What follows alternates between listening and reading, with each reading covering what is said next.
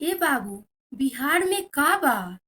नीतीश के सरकार बा, होत अत्याचार बा। गुंडा सब के राज बा, गरीब सब लाचार बा। ए बाबू, बिहार में का बा? लड़कन बेरोजगार बा, नौकरी के दरकार बा। अपना हक मांगे से दरोगा मारत लाठी के मार बा। ए बाबू, बिहार में का बा? दारू बंद के ऐलान बा, खुलल दारू के दुकान बा। जहरीला दारू पी पी के जात गरीबन के जान बा। ए बाबू, बिहार में का बा? नेतवा नौमी फेल बा, करत राजनीति के खेल बा। बीए बीकॉम करके बबुआ करत मजदूरी के काम बा। ए बाबू, बिहार में का बा? नीतीश कैले गलती काम बा, बीजेपी बदनाम बा। चाचा भतीजा मिलके कैले जंगल राज के ऐलान बा। ए बाबू, बिहार में का बा? ए बाबू, बिहार में का बा हो?